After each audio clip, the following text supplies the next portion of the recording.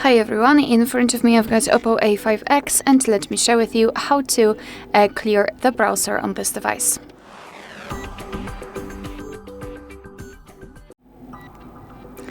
So let's start with opening the browser. In my case it will be Google Chrome, but no worries, this operation is pretty similar in all of the browsers which are commonly used, so I'm pretty sure that you will be able to figure out how to do it on your own browser. Just let me quickly go through all of those permissions, etc. And now all we have to do is to tap on the three dots icon in the right upper corner and then tap on delete browsing data. So here we've got some basic options like visited websites, opened tabs, cookies cache and other site data.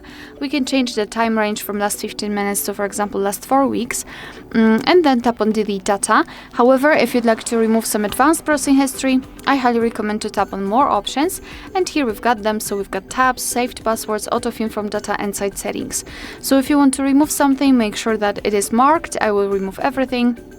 We can of course change the time range from last 15 minutes to, for example, last 7 days, and then tap on delete data. And as you can see here, we've got the information, which means that we just successfully removed the history. Alright, so that will be all. Thank you so much for watching. Please hit the subscribe button and leave the thumbs up.